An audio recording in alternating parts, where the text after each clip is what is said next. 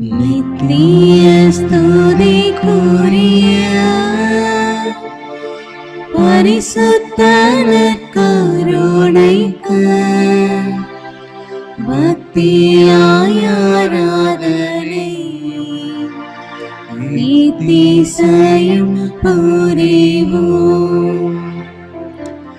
நித்திய ஸ்துதிக்குரிய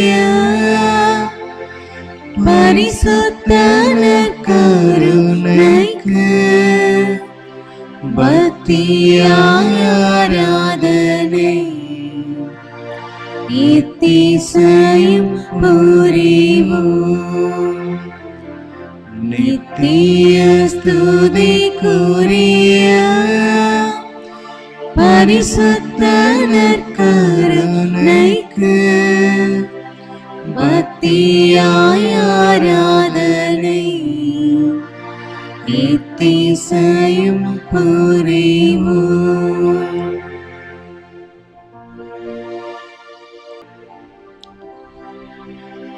அன்பு உள்ளங்களே, இயேசுவின் சொந்தங்களே, ஆண்டவர் இயேசு கிறிஸ்துவின் உயிருள்ள பிரசன்னத்தில் மாதத்தினுடைய முதல் வெள்ளிக்கிழமையான இன்று அவருடைய உன்னதமான ஆசீர்வாதத்தை பெற்றுக்கொள்ள, அவரின் தூய இருதயத்திற்கு உகந்த மக்களாய் நாம் வாழ, அந்த இருதயத்திலிருந்து பொங்கி வருகின்ற அன்பினால், மகிழ்ச்சியினால், அமைதியினால், மன நிறைவினால் நாம் ஆட்கொள்ளப்பட இதோ இந்த நற்கருணை ஆசீர்வாதத்திலே நாம் பங்கேற்க இருக்கிறோம். இந்த நாளிலும் கூட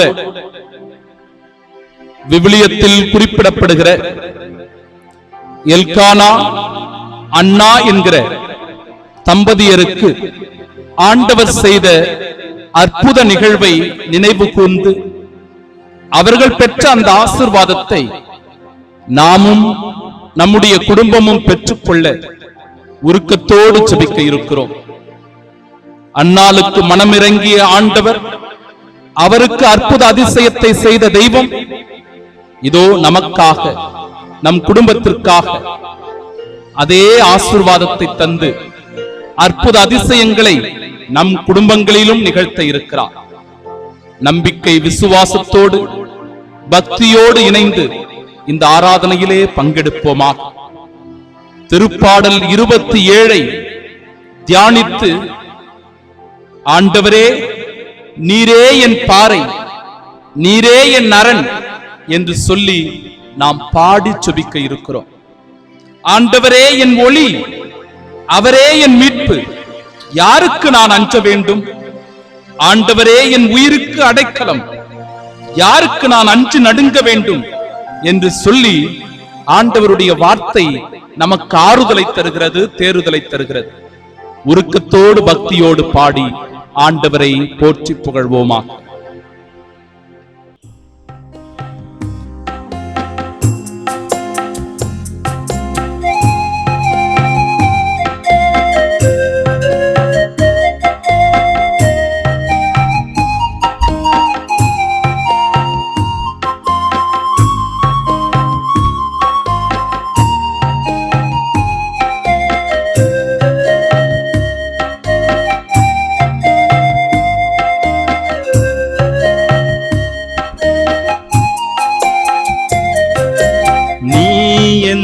பாறை என் அரணான இயேசுவே, எந்தன் பாறை என் அரணான இயேசுவே, நீ எந்த உள்ளத்தில் அணையாத தீபமே,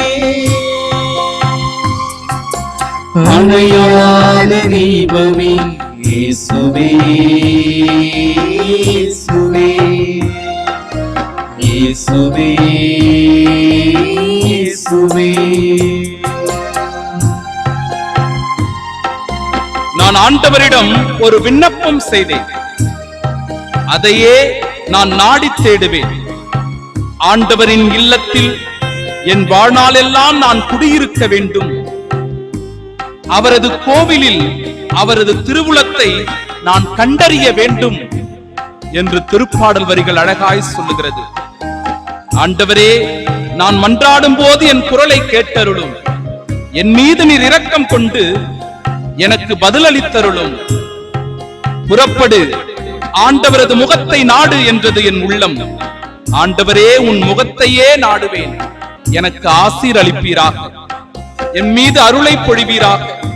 எங்கள் குடும்பங்களை நீர் பாதுகாத்து பராமரிப்பீராக என்று சொல்லி இறைவனிடத்தில் உருக்கத்தோடு வேண்டி திருப்பாடலோடு இணைந்து ஜெபிப்போமா.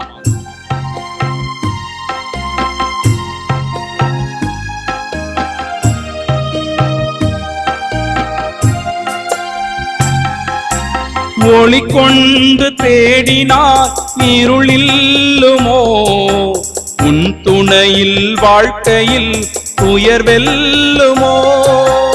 ஒளி கொண்டு தேடினார் இருளில்லுமோ, உன் துணையில் வாழ்க்கையில் துயர் வெல்லுமோ. தடை கோடி வரலாம், உள்ளம் தவித்தோடி விடலாம். தடை கோடி வரலாம், உள்ளம் தவித்தோடி விடலாம். ஆனாலும் உன் வார்த்தை உண்டு, எது போனாலும் உன்னில் தஞ்சம் உண்டு. இயேசுவே, இயேசுவே, இயேசுவே, இயேசுவே. நீ எந்தன் பாறை, என் அரணான இயேசுவே. நீ எந்தன் உள்ளத்தில் அணையாத தீபமே, அணையாத தீபமே. இயேசுவே, இயேசுவே, இயேசுவே, இயேசுவே. ஆண்டவரே, உமது முகத்தை எனக்கு மறைக்காதிரும். நீர் சினம் கொண்டு அடியேனை விலக்கி விடாதிரும். நீரே எனக்கு துணை, என் மீட்பராகிய கடவுளே. என்னை தள்ளிவிடாதிரும், என்னை கைவிடாதிரும். ஆம் ஆண்டவரே, என் தந்தையும் தாயும் என்னை கைவிட்டாலும் ஆண்டவர் என்னை நீர் ஏற்றுக்கொள்ளுகிறீர் அப்பா. ஆண்டவரே, உமது வழியை எனக்கு கற்பித்தருளும். என் எதிரிகளை முன்னிட்டு என்னை செம்மையான பாதையில் வழி நடத்தும். என் நெஞ்சே, ஆண்டவருக்காக காத்திரு, ஆவலோடு காத்திரு. மன உறுதி கொள், உன் உள்ளம் வலிமை பெறட்டும். ஆண்டவருக்காக காத்திரு என்று அழகாக திருப்பாடல் வரிகள் நமக்கு ஜெபிக்க கற்றுக் கொடுக்கிறது. ஆண்டவர் மீது நம்பிக்கை விசுவாசத்தை வளர்க்கிறது.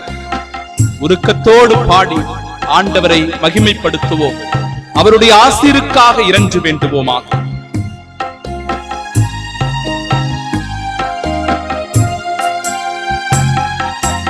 இரவுக்கும் எல்லை ஓ விடியல்லன்றோ, முடிவாக வெல்வது நன்மை என்றோ.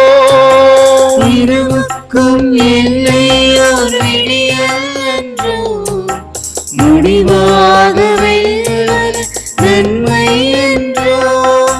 தளராது வாழ்வோம், அருளணையாது காப்போம். தளராது வாழ்வோம், அருளணையாது காப்போம். என்றென்றும் உன்னாசி கொண்டு வரும் நல்வாழ்வை கண்முன்னே கொண்டு. இயேசுவே, இயேசுவே, இயேசுவே, இயேசுவே. நீ எந்தன் பாறை, என் அரணான இயேசுவே. நீ எந்தன் உள்ளத்தில் அணையாத தீபமே, அணையாத தீபமே. இயேசுவே, இயேசுவே, இயேசுவே, இயேசுவே.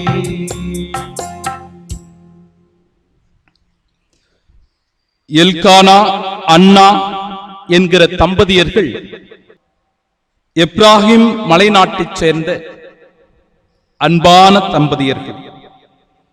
ஆனால் இவர்களுக்கு பல ஆண்டுகளாக குழந்தை பாக்கியம் இல்லை. எல்கானா ஆண்டுதோறும் சீலோவில் உள்ள இறைவனை வழிபடுவதற்காக, அங்கு சென்று பலி செலுத்துவதற்காக தன் குடும்பத்தோடு செல்வது வழக்கம். அவ்வாறு அண்ணாவோடு இணைந்து அந்த வருடமும் பலி செலுத்துவதற்காக சீலோவுக்கு போகிறார். ஆனால் அன்பிற்குரியவர்களே, அந்த நாட்களிலே மிகுந்த துயரத்தோடு, வலியோடு, வேதனையோடு அண்ணா ஆண்டவர் முன்பாக தொடர்ந்து வேண்டிக் கொண்டே இருக்கிறார். அண்ணா மிகுந்த சோகத்தோடு அந்த நாளில் அவள் காணப்பட்டாள். ஆண்டவருக்காக பலி செலுத்துகிற அந்த உற்சாகமான நாளிலே எல்லோரும் ஆர்ப்பரிப்போடு இறைவனை போற்றி புகழ்ந்து கொண்டிருக்கிற வேளையிலே ஒரு ஜீவன், ஒரு உள்ளம் அப்படியே கலங்கி போயிருக்கிறது, சோகத்தோடு இருக்கிறது, வருத்தத்தை, வேதனையை தன் உள்ளத்திலே சுமந்து கொண்டிருக்கிறது. எல்லோரும் மகிழ்ச்சியோடு விருந்து கொண்டாடி கொண்டிருக்க அண்ணா உணவு உண்ணாமல் அழுது கொண்டே இருக்கிறார். அவருடைய கண்ணீரை ஆண்டவர் திருமுன்பாக கொட்டிக்கொண்டே இருக்கிறார். அப்பொழுது அதை பார்த்த அவருடைய கணவர் அழகாக குறிப்பிடுகிறது. 1 சாமுவேல் புத்தகம் 1வது அதிகாரம் 7வது இறைவார்த்தை எல்லாம் அன்பிற்குரியவர்களே இவர்களுடைய வாழ்வை அழகாக எடுத்து கூறுகிற வேளையில், ஒருவர் துயரப்படும் போது, கண்ணீர் வடிக்கும் போது, வேதனையில் இருக்கும் போது எவ்வாறு மற்றொருவர் அவருக்கு உறுதுணையாக இருக்க வேண்டும், ஆறுதலாக இருக்க வேண்டும், தேறுதலாக இருக்க வேண்டும். குறிப்பாக சொல்ல போனால் மனைவி மனவேதனையோடு இருக்கும் போது அவருடைய கணவர் எவ்வாறு நடந்து கொள்ள வேண்டும் என்பதை 1 சாமுவேல் புத்தகம் 1வது அதிகாரம் 8வது இறைவார்த்தை குறிப்பிடுகிறது. பாருங்கள், எல்கானா தன் மனைவி அண்ணாவின் மீது எவ்வளவு கனிவோடு, பாசத்தோடு நடந்து கொள்கிறார். அண்ணா, நீ ஏன் அழுகிறாய்? நீ ஏன் உண்ணவில்லை? நீ ஏன் மன வருத்தம் அடைகிறாய்? நான் உனக்கு 10 புதல்வரை விட மேலானவன் அன்றோ என்று சொல்லுகிறான்.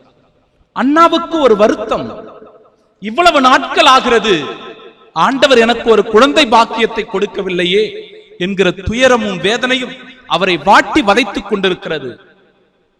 இந்த உலகத்திலே நாம் வாழுகிற சமுதாயத்திலே ஒரு பெண்ணானவள் குழந்தையை பெற்றுக் கொள்ளவில்லை என்றால் எவ்வளவு அவமானங்களை சந்திக்க வேண்டியிருக்கிறது, எவ்வளவு போராட்டங்களை தன் வாழ்வில் சந்திக்க வேண்டியிருக்கிறது. பொதுவிடங்களுக்கு செல்ல முடியாது, பொதுவான நிகழ்வுகளுக்கு போக முடியாது, நல்ல விசேஷங்களில் கலந்து கொள்ள முடியாது. வெட்கத்தோடு, அவமானத்தோடு கூனி குறுகி வாழுகிற ஒரு மனநிலைதான். திருமணமாகி 2 வருடங்கள் ஆகிறதே, குழந்தை இல்லையா? 5 வருடங்கள் ஆகிறதே, குழந்தை இல்லையா? 10 வருடங்கள் ஆகிறதே, குழந்தை இல்லையா என்று அவர்கள் மீண்டும் மீண்டும் கேட்கும் போது அந்த மனம் வேதனைப்படுகிறது. துயரத்தினால், கண்ணீரினால் அது மிகவும் வருத்தத்திற்குள்ளாகிறது. வேதனைக்கு மேல் வேதனை, வலிக்கு மேல் வலி அது கொடுக்கிறது. இப்பேற்பட்ட சூழலில் தான் அண்ணா இருக்கிறாள். ஆனாலும் கூட அவருடைய கணவர் எல்கானா ஒரு உற்சாகத்தை கொடுக்கிறார். பாருங்கள், அந்த வார்த்தையை பாருங்கள். நான் உனக்கு 10 புதல்வரை விட மேலானவன் என்றோ? நீ 10 பிள்ளைகளை பெற்றெடுத்தால் கூட அவர்களை விட நான் உனக்கு அன்பானவனாய், பாசத்திற்குரியவனாய் இருப்பேன் என்கிற நம்பிக்கையை, ஆறுதலை, தேறுதலை கொடுப்பவராக அவருடைய கணவர் திகழ்கிறார். அப்பேற்பட்ட அந்த நாளிலும் கூட அன்பிற்குரியவர்களே, அண்ணா ஆலயத்திற்கு சென்று தன்னுடைய கண்ணீரை ஆண்டவருக்கு முன்பாக செலுத்தி உருக்கத்தோடு வேண்டி ஜெபிக்கிற அந்த ஜெபம் உன்னதமான, ஆசீர்வாதமான ஜெபமாய் அமைந்திருக்கிறது. பாருங்கள், இறைவார்த்தை 1 சாமுவேல் 1வது அதிகாரம் 11வது இறைவார்த்தை. படைகளின் ஆண்டவரே, ஆண்டவரை நோக்கி வாறு குரல் எழுப்பி சொல்லுகிறார் அண்ணா. படைகளின் ஆண்டவரே, நீர் உம் அடியாரை என் துயரத்தை கண்ணோக்கி என்னை மறவாமல் நினைவு கூர்ந்து எனக்கு ஓர் ஆண் குழந்தையை தருவீரானால் அவனை அவன் வாழ்நாள் முழுவதும் ஆண்டவராகிய உமக்கு ஒப்பு கொடுப்பேன் என்று ஆண்டவர் முன்பாக உருக்கத்தோடு அவர் வேண்டி ஜெபிப்பதை காணுகிறோம். ஆண்டவரும் அவர் மீது மனம் இறங்கி அவளோடு அவருக்கு ஆறுதலை, தேறுதலை தருவதாய் அந்த இடத்திலே அமர்ந்து கொண்டிருந்த இவருடைய செய்கைகளை எல்லாம் கவனித்துக் கொண்டிருந்த குரு ஏலியின் வழியாக பேசுகிறார். முதலில் ஏலி அவரை சரியாக புரிந்து கொள்ளவில்லை. ஏன் ஒரு குடிகாரியை போன்று இந்த ஆலயத்திலே அமர்ந்து கொண்டு பிதற்றிக் கொண்டிருக்கிறாய்? ஆண்டவன் முன்பாக அமர்ந்து கொண்டு ஏன் ஒரு தாறுமாறான ஒரு வாழ்க்கையை வாழ்ந்து புலம்பிக் கொண்டிருக்கிறாய் என்று சொல்லுகிற வேளையில் அன்னாள் சொல்லுகிறார், நான் ஒரு குடிகாரி அல்ல என் தலைவரே, நான் ஒரு குடிகாரி அல்ல, நான் ஒரு உள்ளம் நொந்த பெண், ஒரு உள்ளம் நொந்து போன ஒரு பெண். ஆண்டவர் முன்பாக என் உள்ளத்தை நான் கொட்டிக் கொண்டிருக்கிறேன். என் துன்பத் துயரங்களின் மிகுதியால் நான் அழுதி ஆண்டவரோடு பேசிக் கொண்டிருக்கிறேன் என்று சொல்லுகிறார். அப்பொழுதுதான் ஆண்டவருடைய வாக்கு ஏலிக்கு சொல்லப்பட்டு ஏலி ஒரு நம்பிக்கையை கொடுக்கிறார். ஒவ்வொரு குருவானவரும் திருப்பலியின் போது, மறைவுரையின் போது, ஆராதனையின் போது இறை மக்களுக்கு நம்பிக்கை ஊட்டுகிறவர்களாக இருக்க வேண்டும். அந்த மக்களுடைய வாழ்வில் ஒரு ஆறுதலை, தேறுதலை தருகிறவராக இருக்க வேண்டும். துணிவோடு இருங்கள், கவலைப்படாதீர்கள், எந்த சவாலையும் எதிர்கொள்ளுங்கள். வாழ்வில் வருகிற துன்பத்தை, வாழ்வில் வருகிற போராட்டங்களை, சவால்களை எதிர்கொள்ள தயாராக இருங்கள். ஆண்டவர் உங்களோடு இருக்கிறார் என்கிற நம்பிக்கையை கொடுக்கிறவர்களாக இருக்க வேண்டும் என்பதை அழகாக அந்த 17வது இறை வார்த்தை எடுத்துக் கூறுகிறது. பிறகு ஏலி, மனநிறைவோடு செல், இஸ்ராயலின் கடவுள் நீர் அவரிடம் விண்ணப்பித்த உமது வேண்டுகோளை கேட்டருள்வாராக என்று சொல்லி அனுப்புவதை பார்க்கிறோம். இந்த ஆறுதலான வார்த்தைகளை உள்ளத்திலே தாங்கிக் கொண்டு அவ்வளவு நேரம் சோகத்தோடு இருந்தவள், அவளுடைய முகமானது மீண்டும் மலர்ந்தது, அவருடைய உள்ளமானது மகிழ்ச்சியால் பொங்கியது. மன நிறைவோடு போகிறாள். ஆண்டவர் எனக்கு ஆசீர்வதிப்பார் என்கிற எண்ணம் அவருக்குள் திகழ்ந்தது. அவரும் ஆண்டவருடைய வாக்குப்படி கருவுற்று ஒரு மகனை பெற்றெடுக்கிறார். சாமுவேல் என்கிற பெயரினை அவருக்கு கொடுக்கிறார். அன்பிற்குரியவர்களே, இந்த எல்கானா அண்ணாவினுடைய வாழ்வு நமக்கு பல பாடங்களை கற்றுத் தருகிறது. எப்பொழுதும் நம்முடைய வாழ்வில் இறைவனை முதன்மைப்படுத்தி நாம் வாழ வேண்டும். கணவனுடைய அன்பு மனைவிக்கு மிகப்பெரிய பலம், ஆறுதல், உடனிருப்பு என்பதை உணர வேண்டும். பிள்ளைகள் இல்லாத தம்பதியரின் வலியையும் வேதனையையும் நாம் புரிந்து கொண்டு அவர்களை ஒருபோதும் புண்படுத்தக் கூடாது. இறைவனிடத்தில் எப்பொழுதும் நாம் அடைக்கலம் புகுந்து அண்ணாவினை போன்று ஜெபிக்க வேண்டும். தொடர்ந்து நம்பிக்கையோடு இறைவனிடத்தில் மன்றாட வேண்டும்.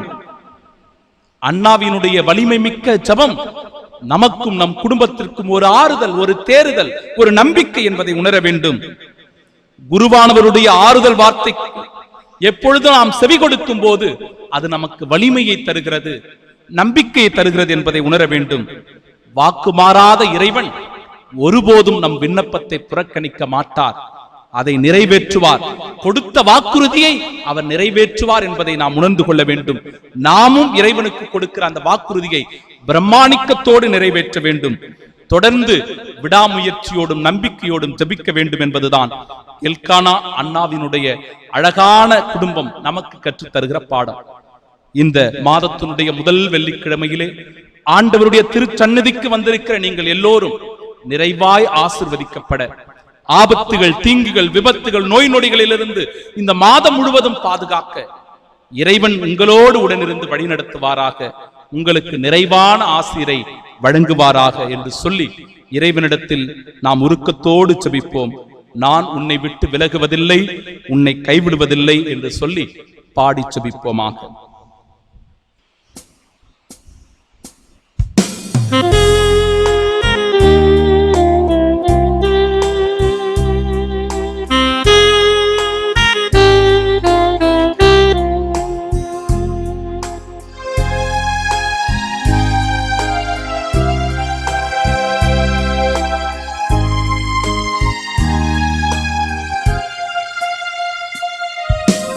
உன்னை விட்டு விலகுவதில்லை, நான் உன்னை என்றும் கைவிடுவதில்லை. நான் உன்னை விட்டு விலகுவதில்லை, நான் உன்னை என்றும் கைவிடுவதில்லை. நான் உன்னை காண்கின்ற தேவன், கண்மணி போ உன்னை காப்பே. நான் உன்னை காக்கின்ற தேவன், கண்மணி போல் உன்னை காப்பே. நான் உன்னை விட்டு விலகுவதில்லை, நான் உன்னை என்றும் கைவிடுவதில்லை. என் அன்பு மகனே, என் அன்பு மகளே, அஞ்சாதே, திகையாதே, கவலைப்படாதே. இந்த ஆண்டவரிடத்திலே இந்த புதிய மாதத்தில் ஒரு விண்ணப்பத்தை நீ வைத்திருக்கிறாய், ஒரு விண்ணப்பத்தை சொல்லி ஜெபித்திருக்கிறாய். உன் கண்ணீரை ஆண்டவருக்கு முன்பாக சிந்தி நீ வேண்டி மன்றாடி இருக்கிறாய். உன் மன்றாட்டுக்கு செவி சாய்க்கிற தெய்வம், உன் விண்ணப்பத்தை நிறைவேற்றுகிற தெய்வம், நீ கூப்பிட்ட குரலுக்கு ஓடோடி வந்து உதவி செய்கிற நற்கருணை நாதர் நம்மோடு துணை இருக்கிறார். இந்த மாதம் முழுவதும் அவர் தருகிற ஆசீர்வாதம் நமக்கும் நம் குடும்பத்திற்கும் என்றென்றும் நிறைவாய் பொழியப்பட போகிறது.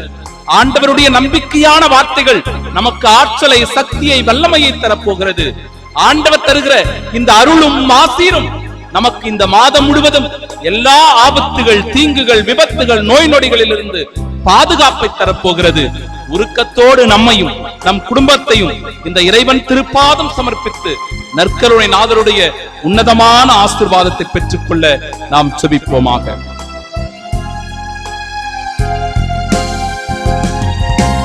கலங்காதே, திகையாதே மனமே, நான் உன்னுடன் இருக்க பயமே. கலங்காதே, திகையாதே மனமே, நான் உன்னுடன் இருக்க பயமே. கண்ணீர் யாவையும் துடைத்திடுவே, கண்ணீர் யாவையும் துடைத்திடுவே. கவலைகள் யாவையும் போக்கிடுவே, உன் கவலைகள் யாவையும் போக்கிடுவே. நான் உன்னை விட்டு விலகுவதில்லை, உன்னை என்றும் கைவிடுவதில்லை. நான் உன்னை விட்டு விலகுவதில்லை, நான் உன்னை என்றும் கைவிடுவதில்லை. நான் உன்னை காண்கின்ற தேவன், கண்மணி போல் உன்னை காப்பே. நான் உன்னை காண்கின்ற தேவன், கண்மணி போல் உன்னை காப்பே. நான் உன்னை விட்டு விலகுவதில்லை, நான் உன்னை என்றும் கைவிடுவதில்லை.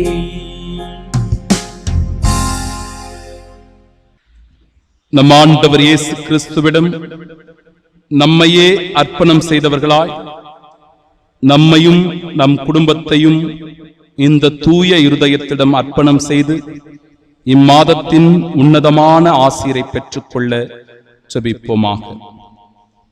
ஓ இயேசுவின் திரு இருதயமே, ஓ இயேசுவின் திரு இதயமே, இன்று எங்கள் குடும்பத்தை உமக்கு சொந்தமாக்கிக் கொண்டு உமது அன்பின் இருப்பிடமாக தேர்ந்து கொண்டீர். எங்கள் குடும்பத்தின் மீது உமது இரக்கம் மிகுந்த அன்பை பொழிந்ததற்காக உமக்கு நன்றி செலுத்துகின்றோம். இன்று முதல் நீரே எங்கள் குடும்பத்தின் அரசராகவும் தலைவராகவும் உற்ற நண்பராகவும் இருப்பீராக. உமது அன்பின் பராமரிப்பால் எங்களை காப்பாற்றி வழிநடத்தி அருளும். எங்கள் குடும்பத்தால் உமக்கு மகிழ்ச்சியும் ஆறுதலும் உண்டாவதாக. எங்கள் குடும்பத்தில் உள்ளவர்கள் அனைவரும் அனைத்திலும் உமக்கும் உமக்கும் உமது பத்தினியாகிய திரு அவைக்கும் உமது பத்தினியாகிய திரு அவைக்கும் கீழ்ப்படிந்து உமது இதயத்திற்கு ஏற்ற நண்பர்களாக வாழ உமது இதயத்துக்கு ஏற்ற நண்பர்களாக வாழ எங்களுக்கு ஏராளமான அருட்கொடைகளை தாரும் நாங்கள் விசுவாசத்தில் உறுதிபடவும் நம்பிக்கையில் வளரவும் என்றும் அன்பில் வாழவும் எங்களை ஆசிர்வதித்து அரவணைப்பீராக எங்கள் குடும்ப வாழ்க்கைக்கு தேவையான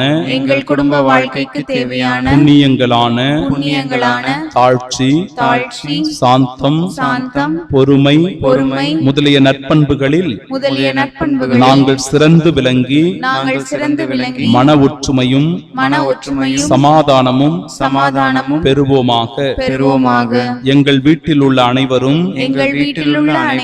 என்றும் இயேசுவின் திரு இருதயத்தையும் மரியாளின் மாசற்ற இருதயத்தையும் அன்பு செய்து வருவோம் என வாக்களிக்கின்றோம். மாண்புயர் கீதம் பாடி இறைவனை போற்றுவோமாக.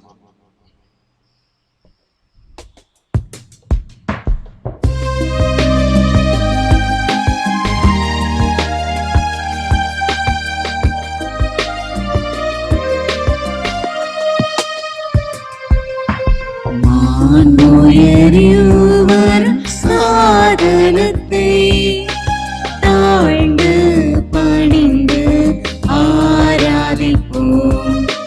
பழைய நியம முறைகள் அனைத்தும் இனி மறைந்து முடிவு பெறுக. புதிய நியம முறைகள் வருக. புலன்களாலே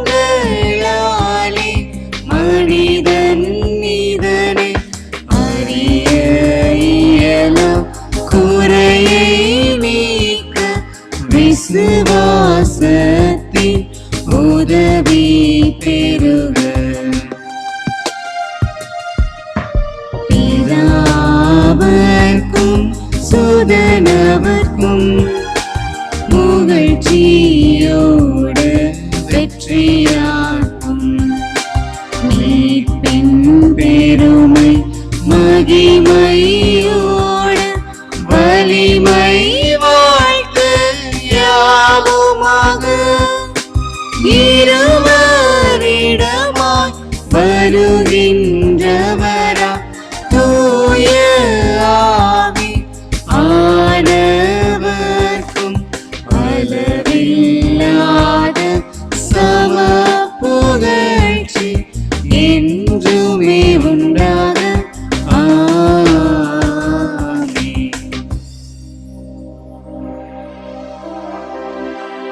மன்றாடுவோமாக. இறைவா, இந்த வியப்புக்குரிய திருவருட்சாதனத்திலே உம்முடைய திருப்பாடுகளின் நினைவை எங்களுக்கு விட்டு சென்றீ.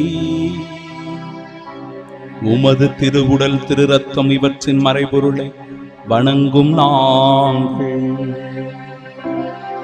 உம்முடைய மீட்பின் பலனை இடைவிடாமல் அனுபவிக்க அருள் புரியும்.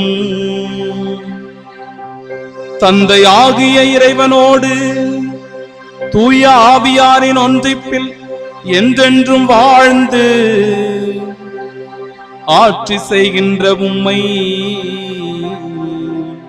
மன்றாடுகின்றோ.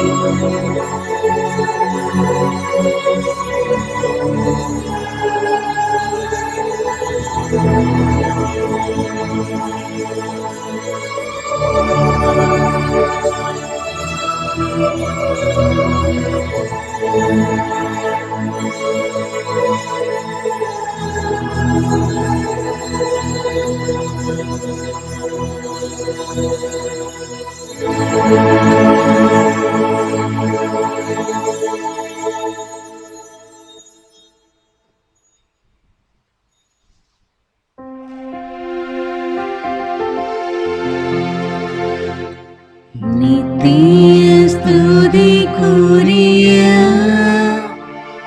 பரிசுத்த நற்கருணைக்கு பக்தியாய் ஆராதனை நித்திசயம் புரிவோம். பிதாசுதன் பரிசுத்த ஆவியின் பெயராலே ஆமென்.